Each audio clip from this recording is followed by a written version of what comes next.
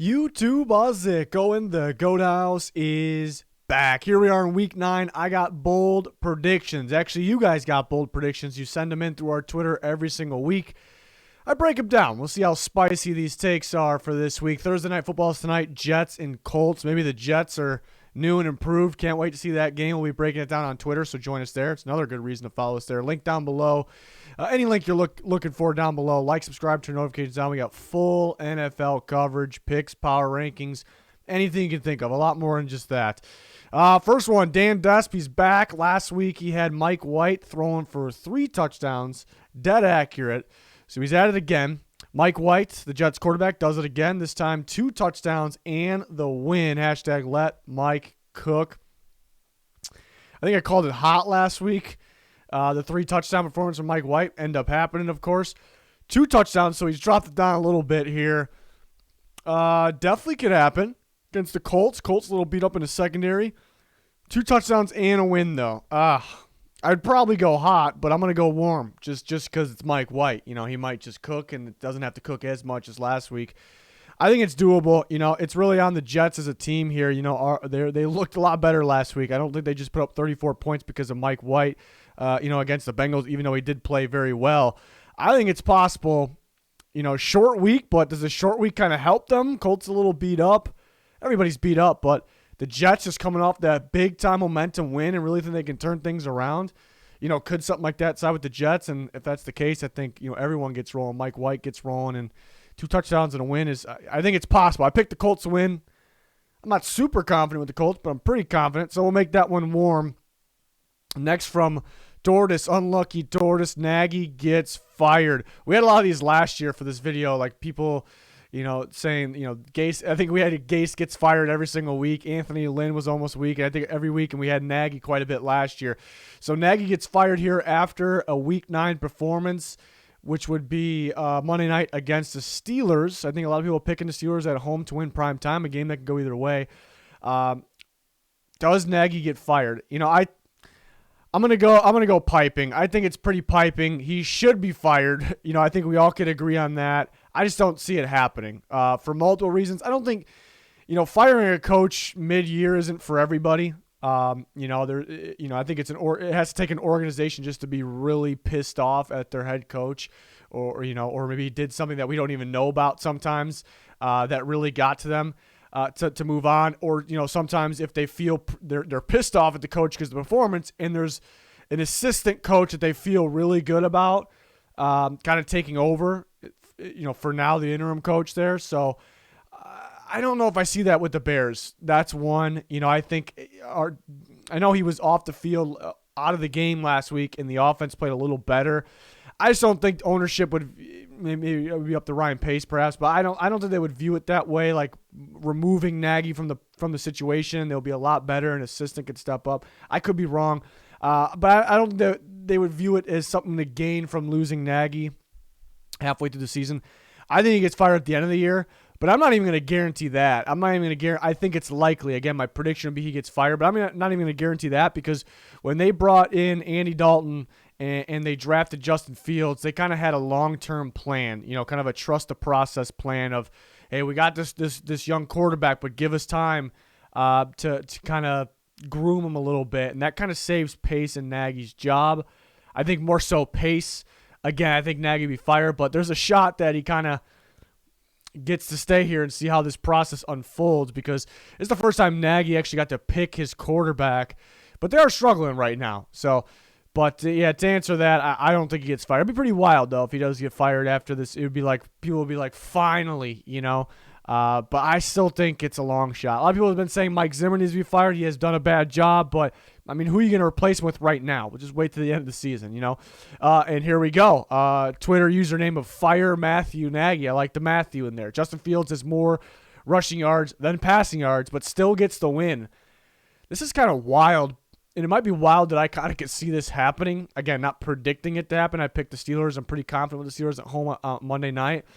But I think the Steelers would be so focused, like they always are, it's just getting after the quarterback. But they know the Bears' tackles are kind of on the weaker side, and they know they have to just go get to Fields because he's pretty sackable, and he fumbles the ball a little bit.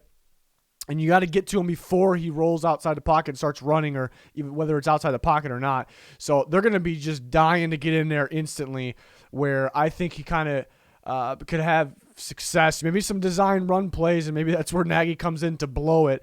Maybe some design run plays, quarterback draw, just get the snap, go up the middle, so you avoid the pass rush there on the outside. It's really going to open some things up because they're going to be pass rushing a lot there. From the edge, not worried about too much else, and you do have to kind of worry about the run though. But against the Bears, but I could see him having a day on the ground. I don't see him having that successful of a day in the air. Justin Fields, that is. So I could see him having more rushing yards or passing yards, but doing that and still winning. Even though it's like one I kind of can see in a way, I still think it's pretty piping. It's kind of a weird one there. I like the thinking though, because I do think he could end the game with more rushing than passing, but winning on top of that, we'll see. Ryan Pollack, Blake Bortles gets playing time at QB, so he got picked up by the Packers, and it'll be Jordan Love and Blake Bortles, the only active quarterbacks, because of the Rodgers situation, and Kurt Benkert, is also on that reserve list for now. So it's, again, just Jordan Love and Blake Bortles. Blake Bortles has experience. They're just flying him in now, though, and he was with the Packers to start the year. Didn't make the cut. I think that was just while Rodgers wasn't there. I think it's pretty piping. I know he's the backup, and I know Jordan Love can struggle. Well, I guess if Jordan Love gets hurt, then obviously Bortles gets in. We're not going to predict injuries though here, but I don't. It's going to take a lot to pull Jordan Love. First, he has to struggle against a weaker Chiefs defense. But for him to get pulled, he really, really has to struggle against a weaker Chiefs defense there. So I think it's going to take a lot for that to happen. So I think it's piping, but interesting. Everyone's eyes are going to be on Jordan Love this week. Pretty big one. Kyle Harchek. It's one of those two. It's got to be. Jordan Love gets the win over the Chiefs and gives the Packers hope about their future.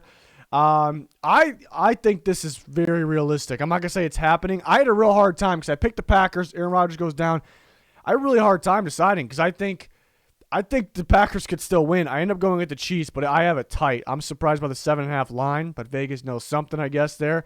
Well, I guess nobody really knows about Jordan Love, but I think this is realistic. I think the Packers definitely could win. I think it'll be mainly due to the running game, but I do think Jordan Love, with guys like Devontae Adams, could have success in the passing game as well. The Chiefs defense is pretty beatable. They've improved the last couple weeks. But they're pretty damn beatable here for almost anybody.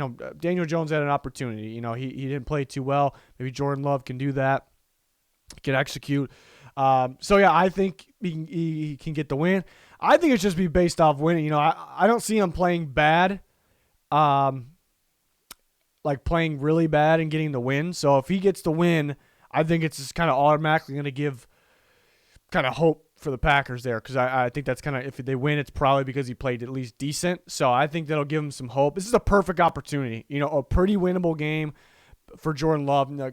It's like a big statement game because it's still the Chiefs. You're still dueling Patrick Mahomes, but it's a beatable defense here. So it's kind of a perfect, because if Jordan Love is terrible in this game, that kind of gives you an idea like, hey, we got to kind of keep an eye out for these future quarterbacks still here. We got to do our homework on them. So I think this is pretty realistic. I did pick the Chiefs in a tight one. Patrick Tibbetts, this one actually made me laugh out loud.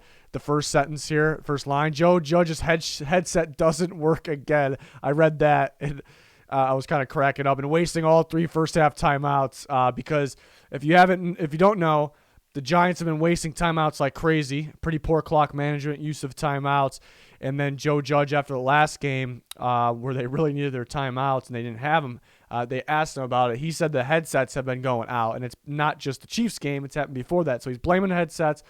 We really don't know how true it is. I don't think the man's lying about anything, but that'd be pretty funny if he kind of just made that up. Don't think that's the case, though. But Joe Judge's headset doesn't work again, wasting all 3 first-half timeouts in the first quarter and all second-half timeouts. And this is pretty damn specific. Second-half timeouts in the third quarter as the Giants hold on to lose with a last-minute drive running out of time. It's pretty specific. Okay, so he has to use all 3 first-half timeouts in the first quarter. That'd be very bad. And then even worse, I think all second-half timeouts in the third. That'd be even worse, I think, because More important to have timeouts in the fourth, I guess, in the second, but should view them equal.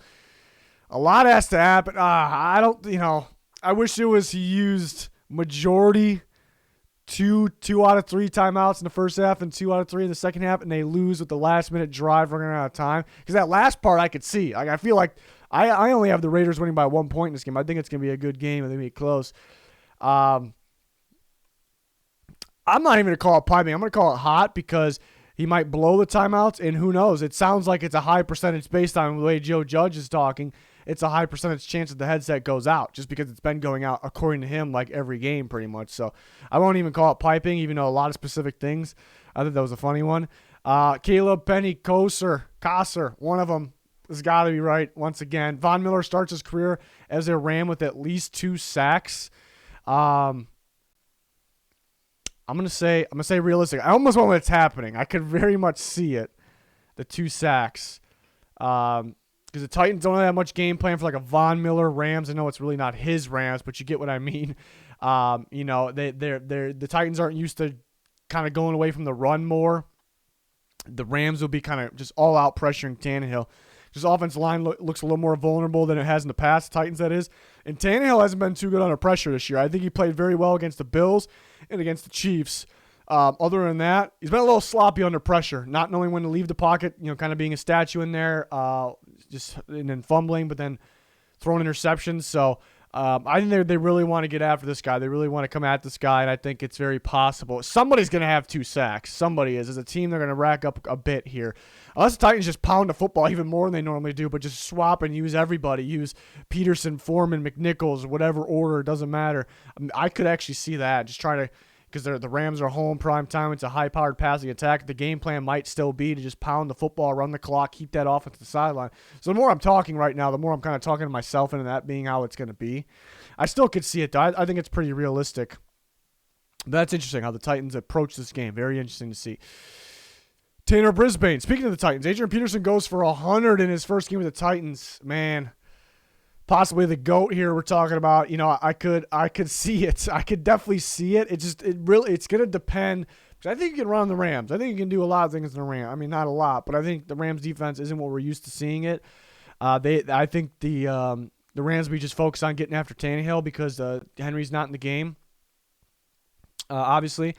So I think Peterson's going to have a day. It just depends on how many carries. He's going to get carries. He's a veteran. He knows. He's going to it's not going to be hard for him to understand the playbook and the plays that involve him. It's not going to be hard at all. It's already been done probably for him. But it's just a matter of how many carries they give him. Do they split him and McNichols? They like McNichols as kind of a receiving back, but he's been in there. So is he kind of the full-time guy? Do they use Foreman? How much do they use him? So I think I'm not even going to say piping just because he's the GOAT. I'm going to say hot. But I don't know if he gets nearly enough carries to get 100. But we can't say piping when it comes to AP all day here. So it'd be pretty damn wild if he just went wild and beat the Rams. Or I don't even need him to win. I just need him to go wild, and then that'd be pretty awesome. Next, is that Obi? Is that what that says? Playoff Deontay. Mark Ingram will have more rushing yards and touchdowns than Alvin Kamara. It's an interesting one to me because, they view it as a priority to bring another running back.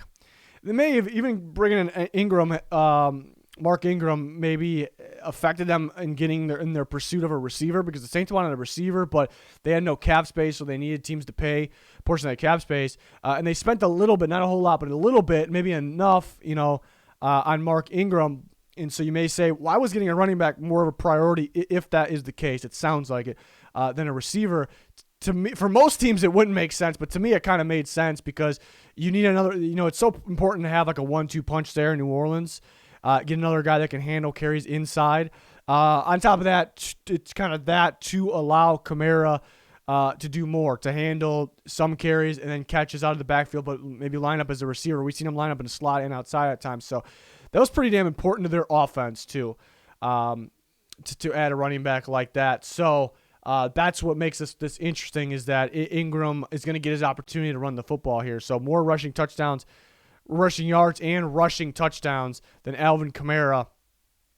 I don't expect a whole lot of scoring in this game, though. Like, there might only be one rushing touchdown this game, and if I had to put money on it, who's it going to be, Ingram or Kamara? Yeah, the more if I think touchdowns and yards, it's a good one, but it might be piping. It's a really good one. That's why I like this one because it's kind of got me stumped right now, because it's definitely bold. It's not like I'm thinking it's gonna happen, but more rushing yards, and I'm gonna still say it's piping. Ingram's second week on the team. I know he's been with the system before. But they value Kamara too much that I think he'll get those the crucial touches there. But they may just be passing to Kamara all day on getting them the ball in space on the outside. So that's a really good one. It might not be that piping. The more I talk, I'm kind of back and forth on that one, but I think Kamara is the go-to guy in the crucial moments. Another Saints one here: Ezekiel Gonzalez, Taysom Hill, the Falcon killer throw, and I picked up Taysom Hill for the Falcons last year, if I recall, and I was pleased with the performance, the fantasy performance there, him against the Falcons. But the Falcon killer, Taysom Hill, throws, catches, and runs in a touchdown on Sunday. It's a good one because if anybody's going to do that, it's Taysom Hill. But he's got to throw a touchdown, he's got to catch a touchdown, and he's got to run in a touchdown. Man, I could see it, but it's still. I'm trying to think in my head. I think he's definitely going to – it's crazy out of the three of those. I think he runs one in for sure. I definitely see him. I definitely think – well, not for sure that Taysom Hill is going to run one in, but I think that's the most likely. I could definitely see it. I definitely could see – if this said throws and run one, forget the catches part, which is a good one too, because what if they're using Simeon and Hill's back and because they're kind of missing – they would like to get better in terms of their target, so that Taysom Hill is a pretty good target. No matter where he's aligned. So this is a good one too, because it just depends on how they use them. But if you had 2 out of the 3, I think it'd be a little more realistic. But since it's got to be all 3, I think it's piping, even though I do think it's realistic at the same time. Sometimes we get those. So some of these Saints Falcons games ones stump me here. Those are pretty good ones. That they definitely could happen, but a lot has to happen at the same time. So that wraps it up for the piping take. Not the piping takes, the bold takes of the week. Sometimes they're piping. But yeah, some good ones this week. Appreciate everyone for playing along there on our Twitter. If you're not following our Twitter, you're definitely missing out there. So check it out. But that'll do it for this one. Check out the rest of the channel, the rest of the videos. Like, subscribe, turn notifications on. Thanks for watching. Goodbye.